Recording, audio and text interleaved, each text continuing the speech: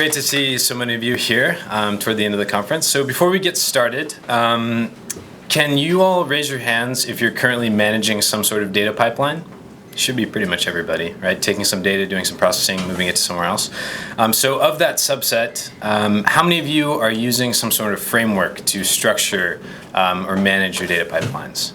Anybody? A few? What do you mind just shouting out what you're currently using? Barth thingies. You heard of that? No? Awesome. Cool. We should talk about that later and compare notes.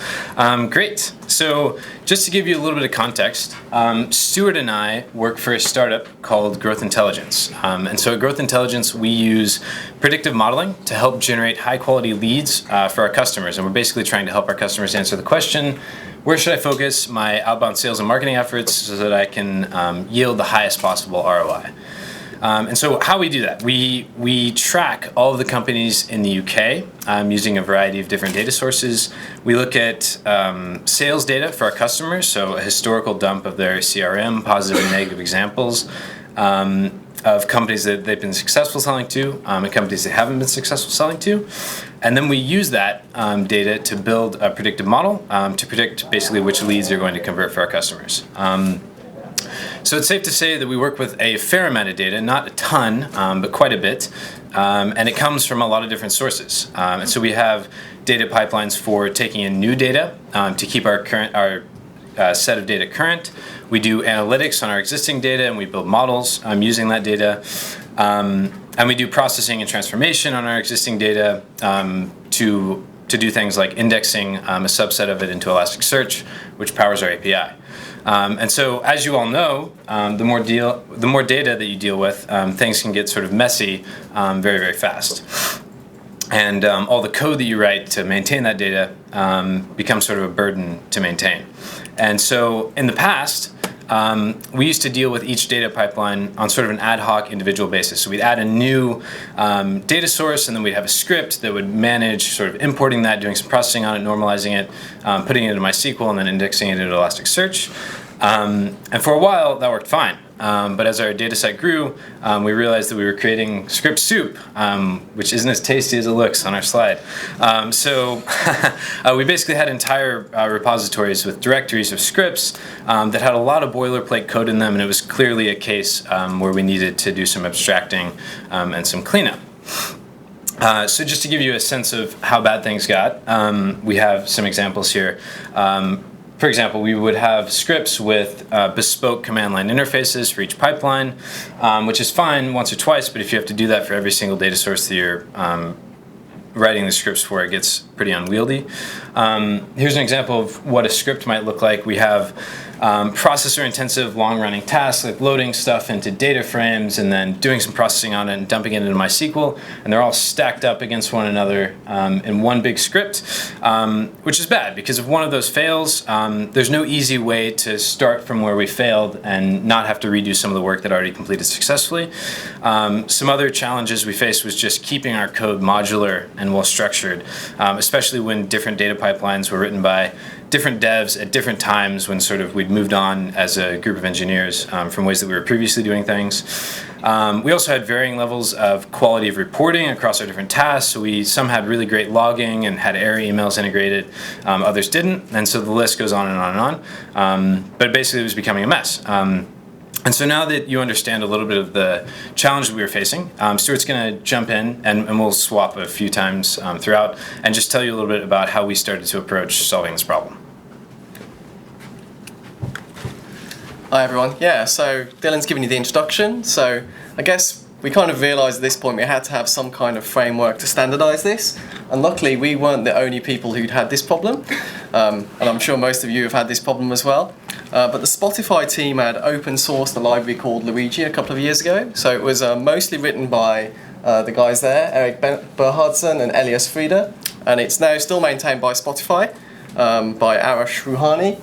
And what I can say is they're a really active and responsive community. They're open to pull requests. So we had a pull request made and integrated within a week, kind of thing. So they're really on it, and feel free to go and make any pull requests. So what it does is it basically abstracts all away this kind of managing batch processing jobs. And so it makes it a lot easier to write this modular code and create dependencies between tasks that we were talking about. So how does it do this? So the core thing is it has this task template. So a single unit of work is called a task, and that outputs a target. And then it's very easy to kind of link all of these tasks and targets together so you can get dependencies between the tasks. So the great thing is that you don't have to think about what order you need to run these tasks in. So Luigi creates a dependency graph at runtime, and it will figure out the best way to run all of these things together. And because if you've got a single unit of work defining each thing, if something breaks, you don't need to go back to the beginning and start again, which was kind of a problem we had with our old tasks. So you can imagine you have a task here which is dependent on some very long running job which you run once a month, and then another job which you run, say, daily, which is very short.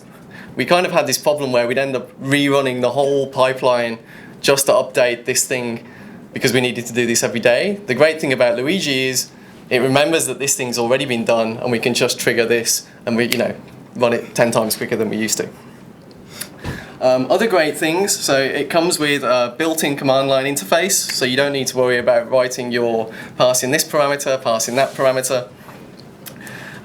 So no more boilerplate, and it can also notify you when your task falls over. So you don't need to sit there babysitting your task all day, getting distracted when you can be doing other things. And the list goes on and on and on and on. So I will be the first to say we're not experts in Luigi yet, so we're kind of working to migrate all of our existing pipelines over there, and we're also creating new ones directly in there. So what we're going to do today is kind of walk through a sort of contrived example, but we're hoping that you'll all come out of here able to go and jump straight into Luigi on Monday morning.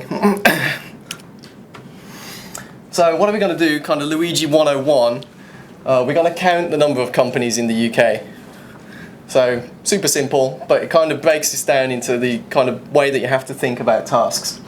So we define, this is the kind of Luigi task, count companies, and that has an output which goes to just a text file, count.txt, and we somehow miraculously been given a CSV which has all of the companies in the UK, and that's going to be our input into this task. So that's kind of high level what the task looks like. And what does it look like in Luigi code? So we have a class, company count, which is basically inheriting from this luigi.task class. And what do you need to define in order for this to work? Well, we need to define an output. So here we're just going to return a local target, a CSV file. And we need to define the business logic of the task. So that goes into this run method. And here this is just a bit of pseudocode to kind of show what we may do. So we count the number of unique entries in this companies.csv. And with the output of the task, we write the count into there. So that's great. We have our first Luigi task, super simple, but I hope it gives you an idea of how you start thinking about breaking it into business logic and output, and the inputs required to do that. So that's, great, but we have to go and manually download our company's file or get it from somewhere and put it in the right place, which is a bit of a pain. So let's kind of make it so that that automatically happens. So we keep our count companies task here. Output still to count.txt, but now on the left-hand side, we introduce a dependency of the count companies task. And the dependency is that it requires companies download to have happened. So that's great. Companies download probably goes and grabs the file from some data server. It has an output to companies.csv, which if you remember gets picked up by count companies. So the input into there is count companies. So that's kind of our flow now for this more advanced task. What does that look like in code? So it's pretty much the same, a little more complicated. So this is the actual company count task, so the one that we had before. So we're still outputting there to a local target count.csv. The logic of the run method is still pretty much the same, except this time we're looking at self.input.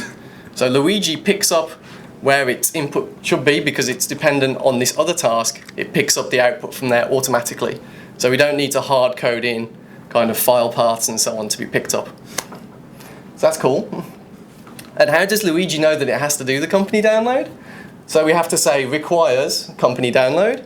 And Luigi will go away when we start running it and work out, oh, has this been done? Yes, this has been done. Great, I can execute the company count task. So that's all good. What does the actual download task look like? So this is the task which actually goes and gets the file. So we need an output again. Now we're going to write to the companies.csv file. That's our local target, which gets picked up by the company's count. And the run method, again, just some pseudocode. We go and get the download file, and we stick it in companies.csv. And what does that look like when we run it from the command line? Super simple now. We can just say Python, companyflow.py, give the task name.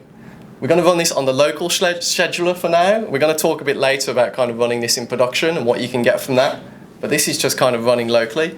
And it's quite informative to kind of look at the outputs because you can kind of see how Luigi's thinking. So it says, okay, I know I have to run company count. So let me see if that's been completed. Okay, it hasn't.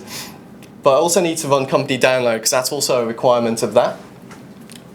So I'm going to go and check if that's been completed. Neither of them have been, so let's schedule both company count and company download. It schedules the tasks, runs company download gets completed, now knows it has to run company count, runs company count, finishes up the job. That's pretty cool. We've kind of chained these two tasks together from a single kind of command line interface with no like hard coding of stuff in files like, oh, if this is done, then do this and blah, blah, blah. So that's pretty good. What would have happened if company download had already happened? Well, Luigi would have just skipped that point. He would have known that it had already happened by looking if the output was present. If the output was present, it will just skip that. So that's how we get this kind of ability to quickly run tasks and sort of restart gracefully if something fails. Yeah, so that was kind of MVP Luigi, but from those very simple building blocks, it's actually, as you can imagine, quite easy to come up with quite complicated flows quite quickly. So we're kind of just going to give you a kind of slightly more advanced example. Cool. Right. So now we have an updated count of the companies in the UK currently.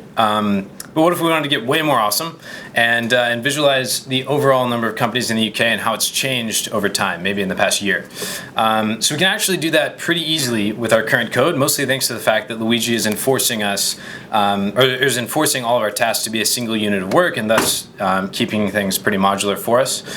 So we just really need to add a third task, like a company's delta and annual company's delta, that'll call out to our previous tasks, getting the company data for each month in a year that we pass into this new task. And then that'll output something useful, maybe a CSV, or here we have a TXT file, or maybe you output a histogram of what the change looks like over time. So let's see what that new task might look like. So a couple of interesting things are happening here. So first, we're passing in a parameter. A year parameter. And so Luigi makes it really easy to define command line interfaces like Stuart was saying. So just by defining this parameter, it's now a valid command line argument, and we'll show you an example of running this from the command line where you can pass it in.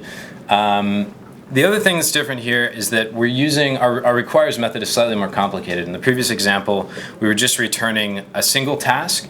But now we're actually building up for the year that we got passed in, or for the year that we passed in, we're building up an array of company count tasks where we're passing in a date time for the first day of each month in the given year.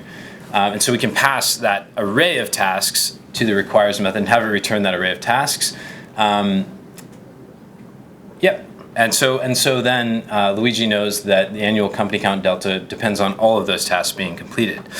And so it's important to note that in order for this to work, obviously we're passing in a datetime object to the company count task, so we'll have to add that parameter to that task. And it's also important to note that we didn't define our output and run method here.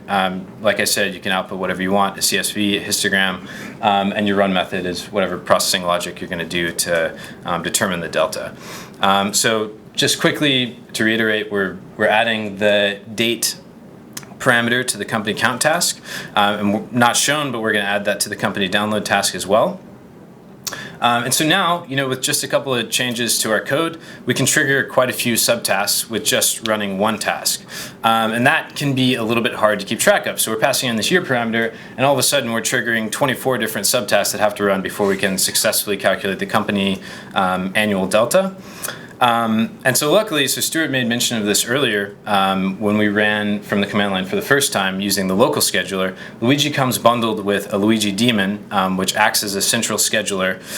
And so there's a couple of awesome things about that. I'll talk about them in the next slide, but what you should know is that the central scheduler allows you to visualize your tasks as they're running.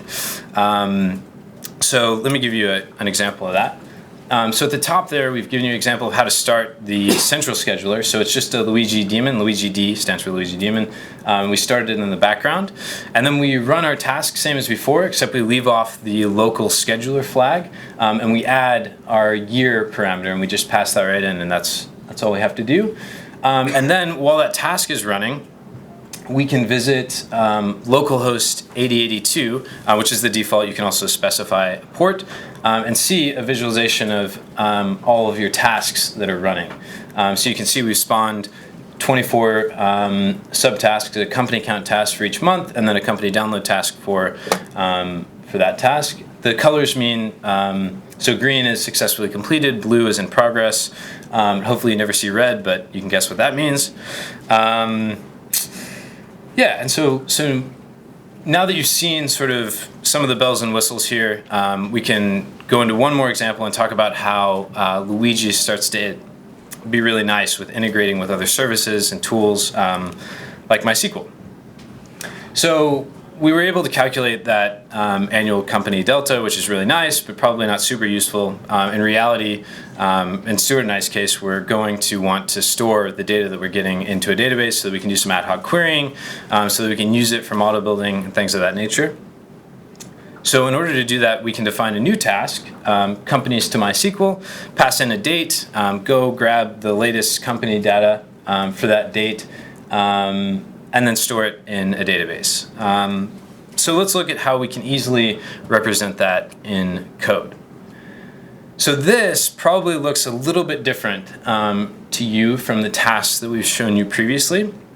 And that's because we're not inheriting from the sort of vanilla Luigi task anymore. We're actually inheriting from a task that's defined in the Luigi contrib module, the SQLA module.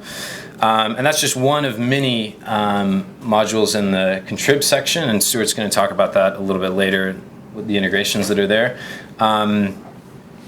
But basically, the SQLA module stands for SQL Alchemy. How many here use SQL Alchemy at some point in their workflow? Awesome. It is very cool. So the SQLA module has a task, copy to table, that provides some powerful abstractions for doing some processing on your data and then easily copying it into whatever SQL database you are using. So the first one is that it assumes that your output of the task is going to be some database table target. So instead of having to define an output method, we're just adding in some parameters here, a connection string, which is pointing at our database, the name of a table, and optionally you can define your columns. I say optionally because if you know that your table already exists, Luigi can infer the types, your column types from the existing table.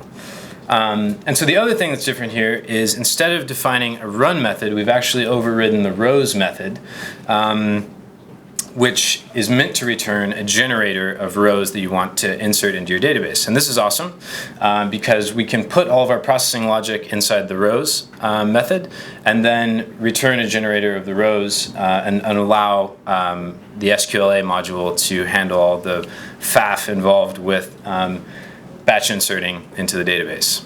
I can't believe I just used faff in a presentation. It's my new favorite British word. Great. So there's one last thing to think about, and that's what happens when things go wrong. And so Luigi actually does a really nice job of handling this. Stuart already mentioned you can pick up tasks after failure, so you don't have to rerun long processing jobs, but it also has built-in error handling. So you can easily add a configuration file to your working directory, and specify error emails or email addresses that should receive an email with a stack trace when something goes wrong. So if you decide to try and divide by 0 in any of your tasks, you will find out about it, which is great. And it's also worth noting that this is one tiny example of all of the awesome configuration options that Luigi gives you. They have sort of an exhaustive list in the documentation, so you should check that out and see what options are available to you there. And so Stuart's going to just briefly introduce some of the other options you have for integration here. Yeah, so I'm sure all of you are probably thinking, oh, that's great, I can write to an SQL table and that's all. That's not true. So there's a bunch of different things you can do with Luigi in terms of tasks. So this is a non-exhaustive list, but it's quite a few. So Hadoop is an obvious one. You can schedule Spark tasks. Elasticsearch, you can create indices and index into them. You can run Hive tasks, Pig tasks, and all of these are in the luigi.contrib module. So we're going to just give you a very kind of contrived, again, Hadoop example. So because of our toy example, we're going to now assume that suddenly the number of companies in the UK has got exponentially bigger, and we don't want to store them in a single file. So we're going to split the input into chunks. So we create a chunks parameter, luigi.parameter, and now you can see that we require for the company download to have happened for all of these chunks. So we're now going to have basically a bunch of downloaded company files, and we need to go and count from each one and kind of reduce that down to a single count. So the other interesting thing to notice here is we no longer sort of output to a simple local target, but we can output to this HDFS target. So we just say companies count.tsv, and rather than a run method, we actually need to define a mapper and a reducer. So is that a question? No, it's just a stretch. We have a mapper and a reducer, and we just literally define it on the line. We create a key with a value of 1 and then reduce it by summing over all the values. So this was just a very quick example of how you can create a slightly more kind of complicated task, not just kind of running in simple Python by sort of creating a Hadoop task. I mean, I guess the good thing is that the structure stays pretty much the same, right? So you can think about your tasks in terms of what do I need to do, get them working, and then kind of build them out into the more complicated processing that you need to happen. Previously, you would probably write a script for the simple one, go, oh my god, this is too slow, and then kind of end up trying to, it would take a lot longer, and you wouldn't have the modularity. So Luigi limitations, there were a few things which are kind of a little annoying, and this was, I think, kind of down to how they envisaged the kind of library. So if you kind of look at how the creators talk about it, they talked about it being an API. It's far more important for them the interface and the code structure than the actual kind of architecture of running the tasks. So it doesn't come with any kind of built-in triggering. So you need to still have kind of cron tabs and stuff to kind of kick off tasks, which is maybe a little bit annoying, but I think it's kind of a fair price to pay for the clean architecture. It also doesn't support distribution of execution.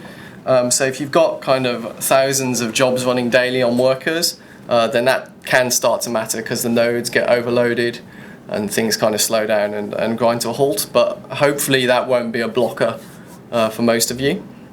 If you are more interested in the kind of architectural side of running jobs, then there was, I think last week, a library open sourced by Airbnb called Airflow, which kind of handles a lot more of the kind of architecting of running jobs and so on. So that may be something you want to check out if you need that kind of aspect a little bit more.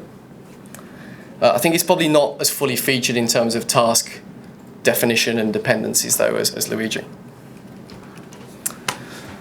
So this is kind of, if we've kind of piqued your interest, which hopefully we have, then this is kind of how you can go onwards. So there's the Luigi read the docs, which is okay. I mean, maybe that can be your first contribution.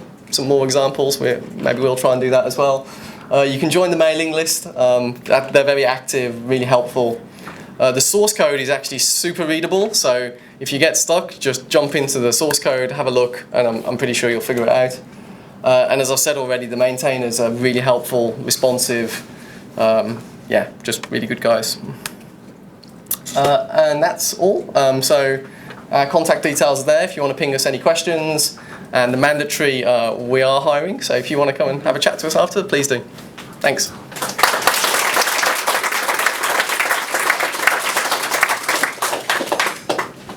Questions, anyone? Yeah. I've actually got a couple of questions. The first one is, in order to show the presentation, you've done the classes separately. So the first question is, do you actually put all of those into one big Luigi script? Or if not, how does it find the other ones? And then the second one is, where it does its dependency analysis, and you've got a task that's already completed from some prior run, actually how does it persist that state information? Yeah, do you want to? Maybe you'll... Sure, yeah. So let me try and remember all of your questions. So it's hard when you're in front of a bunch of people. So the first one was, how do you organize your Luigi modules? Do you put it all in one script, or do you break it out? So I think, I'm not sure if there's one right way to do this, but you can import Luigi tasks just like you can any class. So if you're saying that a certain task requires another task, you need to import it into the namespace of your file. So you can actually organize your Luigi code in whatever way makes sense to you, and in different files within the same directory. Yeah, that's how we do it.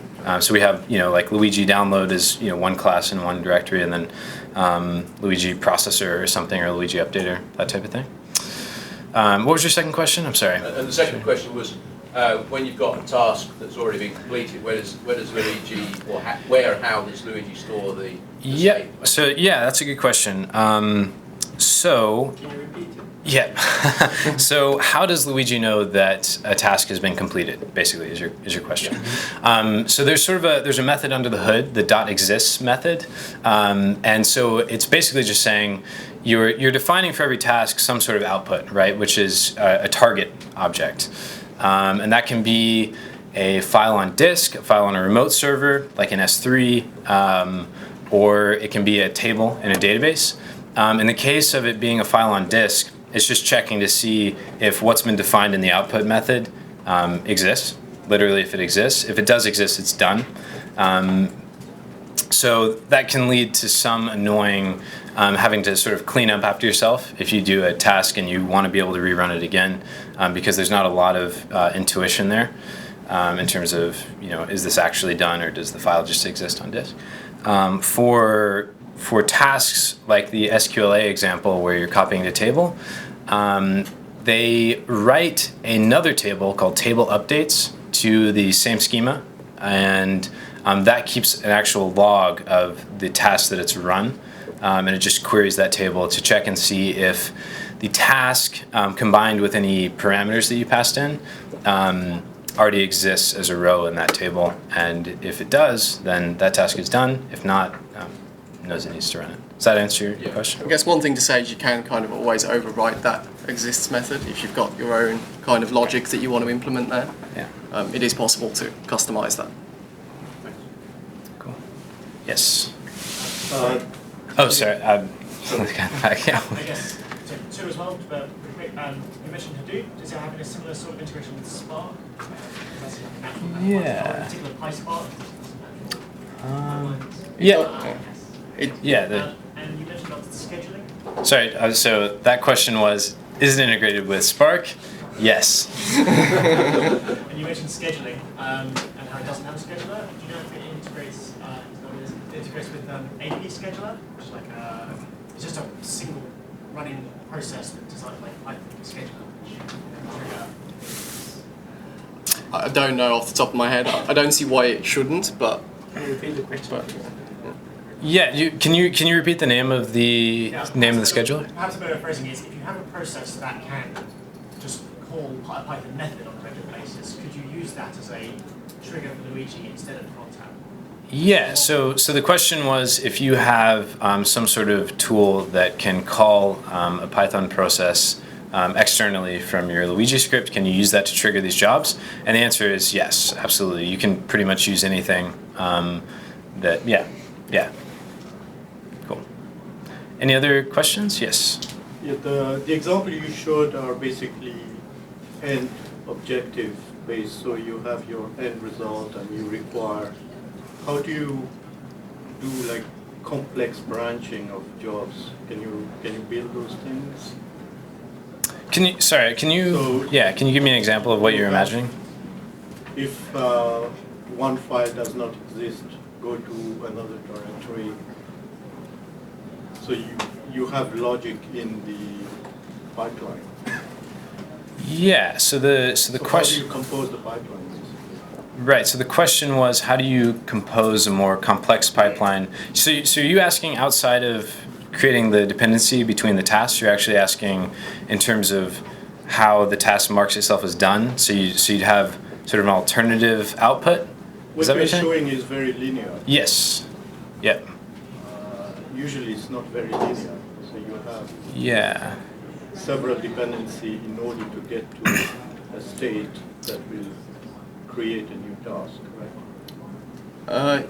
Yeah, but I mean, you're kind of saying, because I guess one answer to that is probably if you've got too complicated branching, there's probably maybe something you can do to simplify that kind of dependency to some extent. I think that's kind of, without knowing what the exact task is, that's kind of, it may be architected badly. I guess the other question, I mean, you can build dynamic dependencies. So you can say, you know, we built one there where we kind of built it in terms of building up a series of tasks, and that can get kind of arbitrarily complicated, but I'm not sure about the case of, I mean, to me it seems very odd that you have a task which can output two potential targets. That kind of strikes me as maybe you should be, and without seeing the concrete example, maybe thinking about how that can be restructured. Yeah, I think in general, right, every task, and Stuart mentioned this earlier on, is every task in Luigi is meant to represent a single unit of work. So if things are getting really complex with different branching within a task, you probably want to think about how you could simplify things down and generate your pipeline just using dependencies between tasks. Does that make sense? I think one very simple example is, for example, in procurement, if the amount that you're trying to buy is beyond a certain amount, certain dollar amount, then you would need to, go to two tiers of supervisors to get approval. So okay. Yeah. So in a case like that, you could have any kind of logic that you want inside of your requires method. So depending on some sort of constant or some variable that you've established somewhere, you could say if greater than this, return this type of task. Otherwise, return this type of task. Is that more what you were talking about? Okay. Awesome. And can you do asynchronous task or? Asynchronous. That's a good question. 100% sure. With a timeout. Yeah. I mean, that's not something we have done, but I guess that asynchronous task is going to be a dependency for another task? Is it? Or? Well, you can run several tasks. If one is too slow, you trigger another one. That's not something we have done. I'd want to think about that one, to be honest. Without. Let's do one or two more questions. Yeah. With regards to what would be a suitable cron schedule, there is of course Celery, and just a swift Google of Stack Overflow looks like there's a lot of commonality between the two, and people are going Luigi or Celery. And I know that Celery does get used to do some proper machine learning and heavy lifting. Is that now, obviously other than the Spark and Hadoop integration, there is overlap. Was Celery something you looked at and rejected? Could you comment on that? And could you see them being used in parallel together in any sane fashion? Yeah, I'm gonna let you take that one if you. I mean, we do use Celery, but we don't use it for kind of job running typically. We kind of use it for sort of blocking tasks. Yeah, I mean, I think the problem I could see from Celery is more, it's not going to give you the code structure. I mean, it doesn't have it's not designed to run sort of data pipelines, Celery, right? It's a far sort of lower level library, which is there to kind of run threads effectively. Right? So I wouldn't say that, I think we would lose a lot of the code structure from using Celery, but it wasn't something we actively looked at for this task. But more than happy to talk about it after if you've got ideas, definitely. Yeah. Does it reuse the result of task if you want to, for example, download same file in several tasks? Would it download 3 times or would it reuse it? Yeah, in case, so thanks. Yeah, so in cases where many tasks require a single task to complete, so if you had 3 or 4 different tasks that required one specific download task, would Luigi reuse the output? Would it run that download task once, or would it run it 3 or 4 times for all the tasks that depend on it? And the answer is it'll run it once, because it gets triggered once when whichever of the top tasks executes first. It sees the dependency on the download task, runs the download task, writes whatever file it's downloading to disk. That file then exists, so every time it sees another dependency, it calls the exist method on the download task, sees that it exists on disk, marks it as done, and then the input is passed to the tasks that depend on it. Does that make sense? Yeah. Thank you, guys. Thanks.